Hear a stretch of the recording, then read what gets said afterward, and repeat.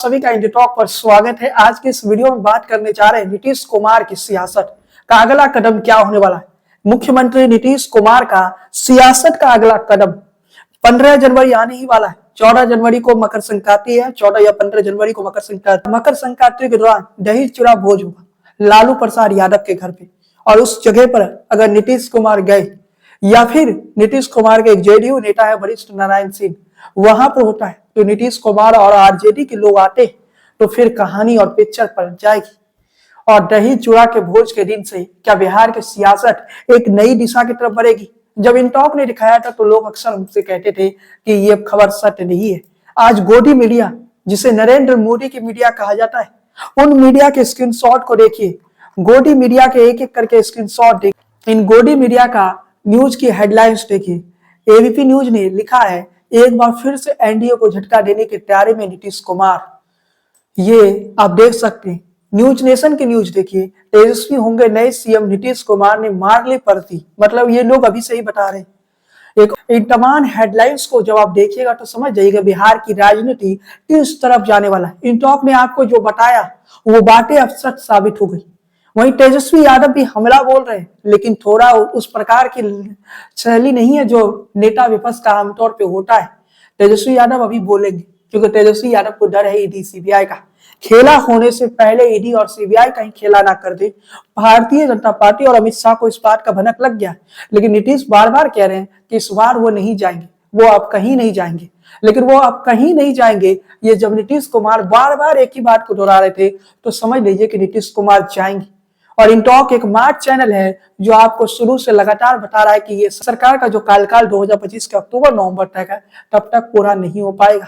अब उस बात की ओर इशारा नजर आने लगा। बिहार में मकर संक्रांति के बाद क्या होने वाला है, जब सूर्य उत्तरायण में जाएंगे, जब खरमास समाप्त हो जाएगा, फिर क्या होने वाला है।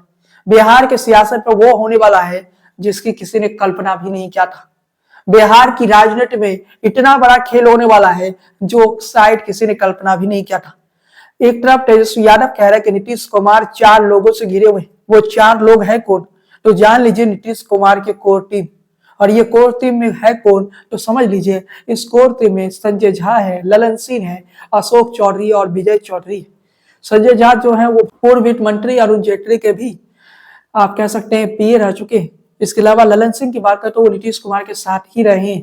कुछ समय के लिए वो नीतीश कुमार से अलग जोड़ हो गए थे। ललन सिंह और नीतीश कुमार की दोस्ती ऐसी है कि आज के तारीख में भले कहा जाए कि ललन सिंह नीतीश कुमार के पार्टी तोड़ सकते हैं, आज के तारीख में भी नीतीश कुमार अगर ललन सिंह को पटना बुलाकर ये के संदेशा दे दे कि अब हम इस एनडीए गठबंधन से अलग हो रहे हैं, तो ललन सिंह की हिम्मत नहीं है नीतीश कुमार के बात को टालने की।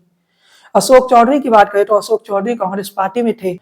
महागठबंधन की सरकार टूटी, उसके बाद अशोक चौधरी कांग्रेस के विधायकों के साथ जेडीयू में शामिल हो। विजय चौधरी भी नीतीश कुमार के बेहद करीबी माने जाते हैं, लेकिन नीतीश कुमार की कोर टीम सत्ता के साथ बदलती रहती। अभी बीजेपी के लॉबी के लोग नीतीश कुमार के करीबी बने हुए हैं। नीतीश कुमार के कितने भी आप करीबी रहिए, नीतीश कुमार को जो फैसला लेना है वो फैसला लेके रहेंगे। ये करवा सत्य है, चाहे आप नीतीश कुमार के कितने भी करीबी बन जाइए। लेकिन इसके साथ ही बताते चले कि नीतीश कुमार के करीबी 4 नेता, ये तेजस्वी यादव ने जब बातें कही तो क्या तेजस्वी यादव को पता नहीं है कि 14 जनवरी मकर संक्रांति के बाद बिहार में खेला होने वाला है। फिर तेजस्वी यादव ने नीतीश कुमार पर ऐसा हमला क्यों बोला, तो थोड़ा समझिए। तेजस्वी यादव अभी जानबूझकर ऐसा बोल रहे हैं क्योंकि तेजस्वी यादव को पता है कि खेला होने वाला है। ये पता अगर अमित शाह के ईडी और सीबीआई को लग गई तो ईडी और सीबीआई बिहार में एक्टिव हो जाएगी और ईडी सीबीआई तेजस्वी के घर में फौरन छापामारी करेगी और कोई कसर नहीं छोड़ेगी तेजस्वी यादव को जेल में डालने की। ये बातें तेजस्वी यादव को भी पता है। हमारे सूत्रों के हवाले से ऐसी खबरें कि अब नीतीश कुमार एनडीए गठबंधन में रहना नहीं चाहते, तभी तो रातों रात राज्यपाल को बदल दिया गया। कल्पना करिए कि राज्यपाल को रातों रात बदल दिया गया। ये कैसे हो गया? क्या राज्यपाल को बदलने के पीछे एकमात्र उद्देश्य यह है कि नीतीश कुमार पुराने राज्यपाल से उतने खुश नजर नहीं आ रहे थे? क्या नीतीश कुमार के मन मुताबिक काम भारतीय जनता पार्टी करना चाहती? रात के 9 बजे एक खबर आती कि बिहार के राज्यपाल बदल गए। वैसे राज्यपाल तो कई और राज्यों के भी बदले, लेकिन बिहार के क्यों बदले? पुराने वाले राज्यपाल से नीतीश कुमार का उतना अच्छा दोस्ती नहीं था। सबसे बड़ी बात आपको बता दें कि जेडीयू की तरफ से एक पोस्टर जारी होता है और जेडीयू की तरफ से जो पोस्टर जारी होता है उस पोस्टर को देखिए। जब बात बिहार की होगी तो नाम सिर्फ नीतीश कुमार का होगा। ये किसको संदेश देना की कोशिश है? तस्वीर को थोड़ा ध्यान से देखिए। डॉक्टर भीमराव अंबेडकर के तरह नीतीश कुमार भी उंगली किए हुए हैं।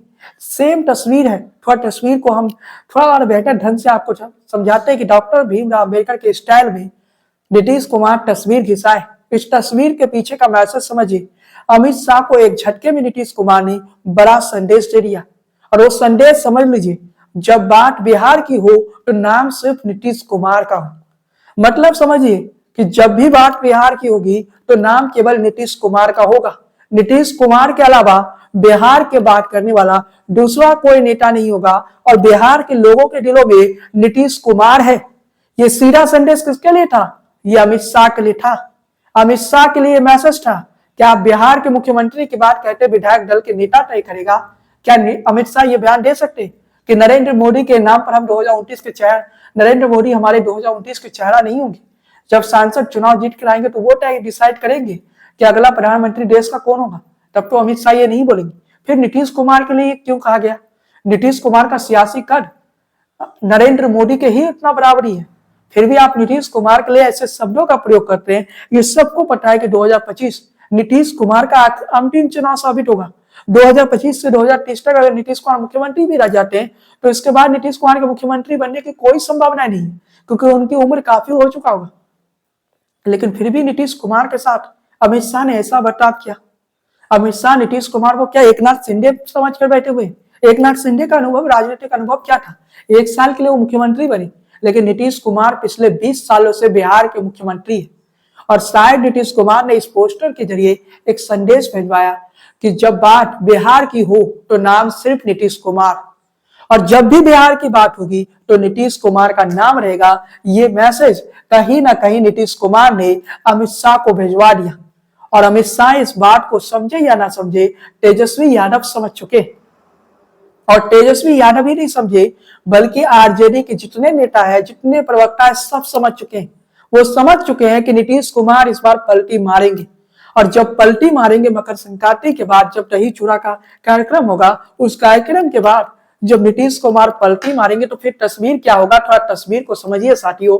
फिर एक नई तस्वीर घिसी जाएगी, और उस नई तस्वीर में, और मैं स्पष्ट तौर पे बता देना चाहता हूं साथियों, उस नई तस्वीर में ये तस्वीर हो सकता है एक बार फिर से मंडल आंदोलन देखा जाएगा, एक बार फिर से जातीय जनगणना के बात से बदली हुई तस्वीर पर बात की जाएगी, और एक बार फिर से बिहार की जातिगत राजनीति को कहीं ना कहीं भुनाने की कोशिश होगी।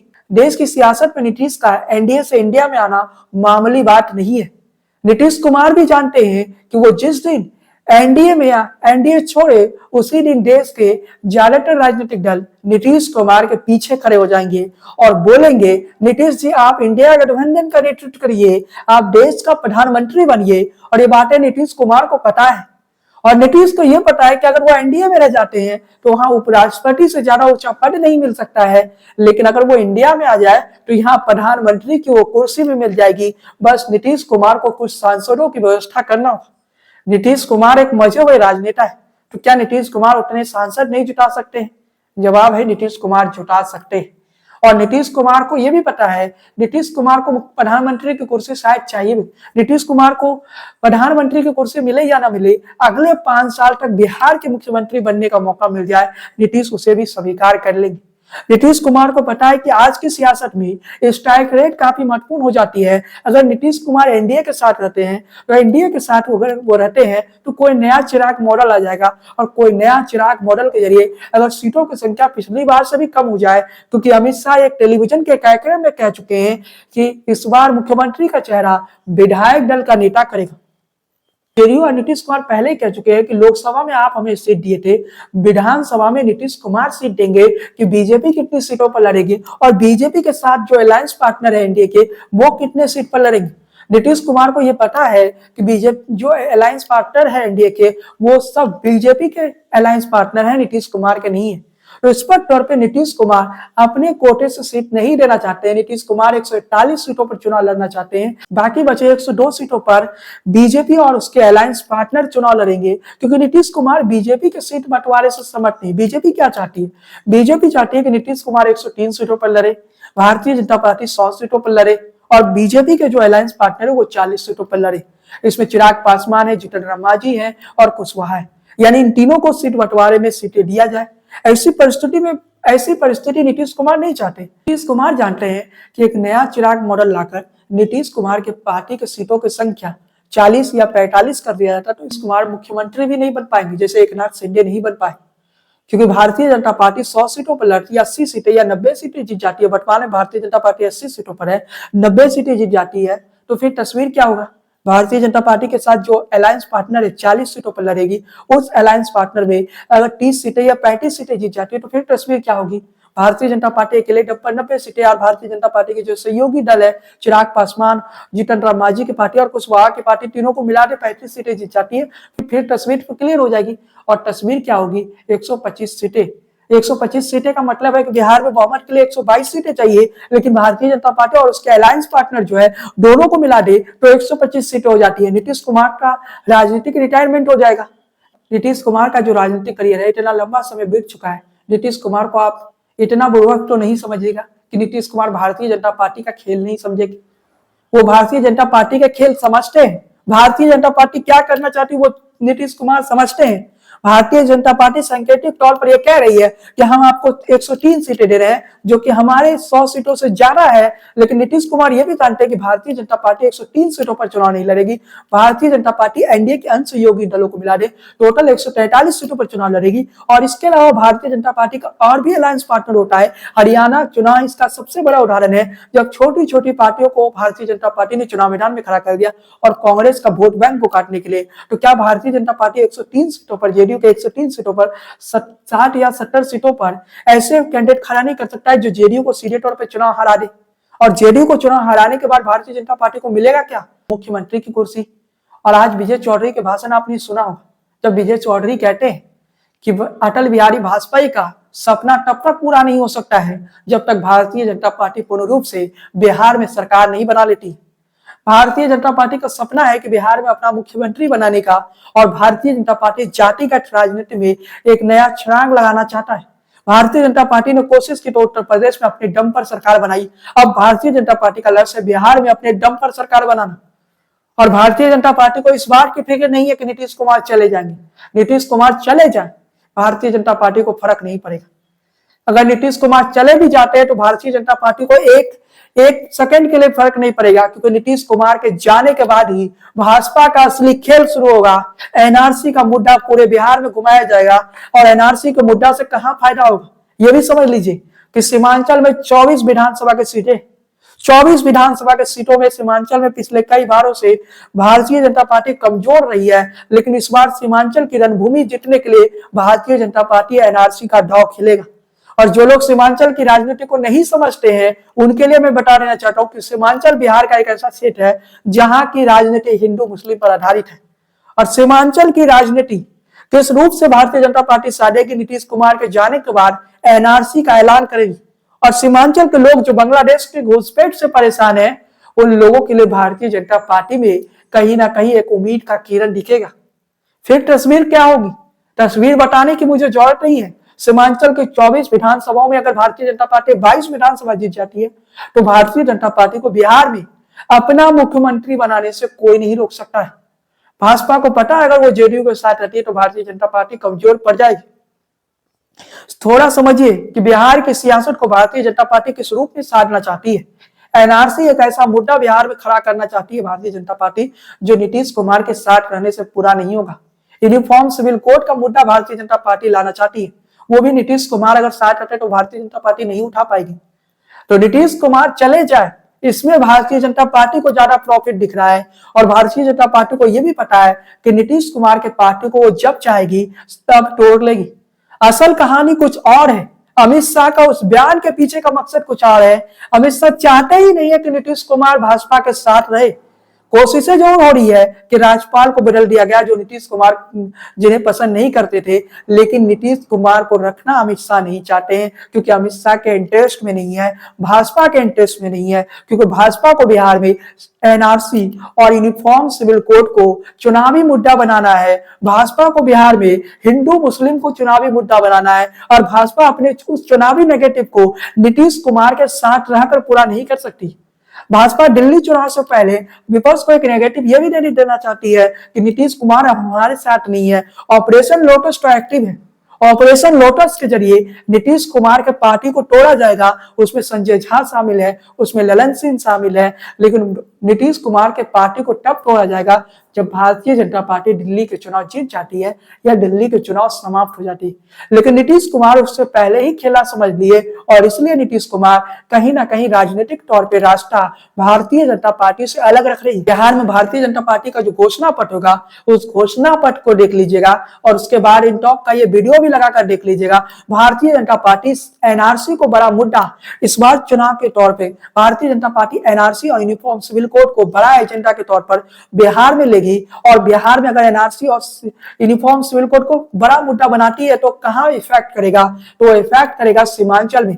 सीमांचल में 24 विधानसभा सीटें, उन 24 विधानसभा सीटों की भौगोलिक परिस्थितियों को देख लीजिए जहां बांग्लादेश घुसपैठ एक बड़ा मुद्दा है। अगर भारतीय जनता पार्टी घोषणा पत्र में एनआरसी को रखती है तो पूरे बिहार का सियासत का जो अंदाज है वो बदल जाए। बिहार का जो सियासत है वो बदल जाएगा।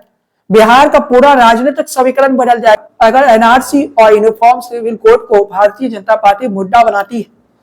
अगर भारतीय जनता पार्टी लव जिहाद को मुद्दा बना लेती है तो हिंदू मुस्लिम के सियासत में बिहार एक नया दिशा को तौर पर ले जाएगा।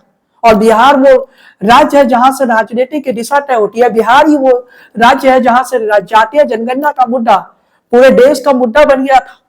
बस कल्पना कीजिए कि भारतीय जनता पार्टी अगर अपना हिंदुत्व का प्रयोगशाला बिहार को बनाती है तो उसका संकेत कहां तक जाएगा? भारतीय जनता पार्टी मध्य प्रदेश और गुजरात की तरह बाकी राज्यों में जिस प्रकार से लंबे समय से शासन कर रही है, उत्तर प्रदेश को भी उसमें जोड़ लीजिए, वैसा ही हिंदुत्व का प्रयोगशाला बिहार को बना लेती है तो ये मैसेज कहां तक जाएगा? बिहार जब भी कोई मैसेज देता है, चाहे जयप्रकाश नारायण का वो दौर याद कर लीजिए, जब जयप्रकाश नारायण के दौर में संपूर्ण क्रांति का नारा इसे बिहार की धरती ने दिया था। गन्ना का एक ऐसा मुद्दा देश को दे दिया जिस मुद्दे पर इंडिया गठबंधन 2024 का लोकसभा चुनाव लड़ा। ये वही बिहार है जिस बिहार में कभी गौतम बुद्ध आए थे। ये वही बिहार है जहां पर गौतम बुद्ध को भी ज्ञान की प्राप्ति होती है। ये बिहार के सियासत को आप मामूली मत समझिए। देश को एक बड़ा राजनीतिक मैसेज बिहार 2025 में देने जा रहा है। बिहार 2025 में वो मैसेज देने जा रहा है जिसकी आपने कल्पना भी नहीं किया था। जातीय जनगणना से अलग भाजपा का हिंदुत्व का मैसेज। और हिंदुत्व का मैसेज कैसा? CA, NRC, uniform civil code, ये सब कुछ भारतीय जनता पार्टी के चुनावी एजेंडों में रहेगी। लव जिहाद का मुद्दा भी नीतीश कुमार के सत्ता में रहते हुए भारतीय जनता पार्टी ने कभी नहीं बनाया। जैसे नीतीश कुमार हटेंगे भारतीय जनता पार्टी इसे भी बड़ा मुद्दा बनाएगी। और भारतीय जनता पार्टी अगर हिंदुत्व का एक नया प्रयोगशाला बिहार को बना लेती है तो ये संदेश पूरे देश में जाएगा। अगर पूरे देश में गया तो नरेंद्र मोदी का वो नारा याद कर लीजिए 2024 के लोकसभा चुनाव के दौरान वो कहते थे अब की बार 400 पार, तो वो नारा सत्य हो जाएगा क्योंकि बिहार देश को एक बड़ा मैसेज देगा और बिहार की राजनीतिक मैसेज। और इस बात को नीतीश कुमार भी जानते हैं कि बिहार में अगर मंडल पॉलिटिक्स कमजोर हो गया, बिहार में अगर मंडल की जो राजनीति होती है, जो आरक्षण की राजनीति होती है, वो राजनीति अगर कमजोर पड़ गई और नरेंद्र मोदी का हिंदुत्व का राजनीति आगे बढ़ गया, फिर नीतीश कुमार और तेजस्वी यादव जैसे नेताओं की आप कह सकते हैं कि राजनीतिक करियर समाप्त हो जाएगा। बिहार ही तो वो राज्य है जहां कमंडल और मंडल की सियासत एक दौर में हुआ करता था। बिहार ही तो वो राज्य है जहां से जयप्रकाश नारायण ने संपूर्ण क्रांति का नारा दिया था। इंदिरा गांधी का जब आपातकाल लगा था तो उस समय इस देश में विपक्ष का कोई नेतृत्व कर रहा था तो वो बिहार ही था। बिहार को आप मामूली मत समझिए। कमंडल और मंडल की सियासत बिहार ने देखा है। अब बिहार एक नई राजनीति को देखेगा जब भारतीय जनता पार्टी का हिंदुत्व का राजनीति बिहार में आएगा। नीतीश कुमार को गठबंधन से हटाना खुद अमित शाह चाहते। क्या अमित शाह की तरफ से एक बार भी सफाया आया? क्या एक भाजपा के केंद्रीय नेतृत्व के टीम की तरफ से एक बार भी कहा गया कि नीतीश कुमार हमारे चेहरे होंगे? बिहार बीजेपी के नेता कुछ भी बोले, भारतीय जनता पार्टी के प्रदेश अध्यक्ष ने तो पहले कह दिया था कि नीतीश कुमार हमारे मुख्यमंत्री चेहरे होंगे। 24 घंटे के अंदर वो क्यों पलट गए?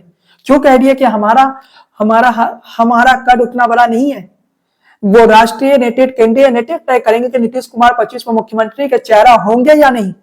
सबसे बड़ा प्रश्न चिन्ह खड़ा हो रहा है। आज भी भारतीय जनता पार्टी ने ये नहीं कहा है कि नीतीश कुमार हमारे मुख्यमंत्री के चेहरा होंगे। चिराग मॉडल के जरिए तो भारतीय जनता पार्टी 2020 में ही नीतीश को समेटने की तैयारी कर ली थी, लेकिन कुछ परिस्थितियां ऐसी आगे चिराग पासवान को सीटें नहीं आई, इस कारण से नीतीश कुमार बचे हुए हैं। लेकिन अब नीतीश कुमार का राजनीतिक को कहीं ना कहीं समाप्त कर दिया जाएगा। जैसे दिल्ली विधानसभा का चुनाव होगा, अगर नीतीश कुमार नहीं पलटे तो नीतीश कुमार के पार्टी का टूटना तय हो चुका है। कुमार बिहार में प्रगति यात्रा पे, नीतीश कुमार का यह प्रगति यात्रा क्या बिहार की सियासत की एक नई तस्वीर लिखेगी? क्या यह प्रगति यात्रा बिहार की राजनीति में एक नई सवेरा लेके आएगी या नीतीश कुमार का राजनीति का डा एंड करेगी?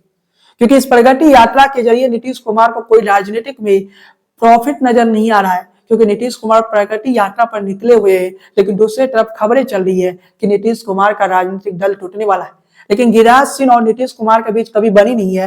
लेकिन आज गिरिराज सिंह ने उड़ीसा के पूर्व मुख्यमंत्री नवीन पटनायक और बिहार के मुख्यमंत्री नीतीश कुमार के लिए भारत रत्न का मांग किया है।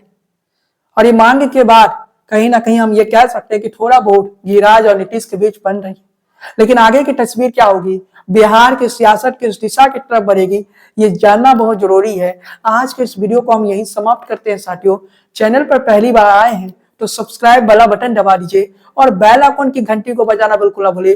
फेसबुक पेज को फॉलो कीजिए, लाइक कीजिए। और कई लोग होते हैं जो वीडियो तो देख लेते हैं पूरा, लेकिन लाइक कमेंट नहीं करते। अपनी टिप्पणी भी लिखिए कि आखिर आपको क्या लगता है बिहार की सियासत आगे किस दिशा की तरफ बढ़ेगी, बिहार की राजनीति आगे किस दिशा की तरफ बढ़ेगी, ये जरूर बताइए कमेंट बॉक्स। आज की इस वीडियो को हम यही समाप्त करते हैं। जय हिंद, वंदे मातरम।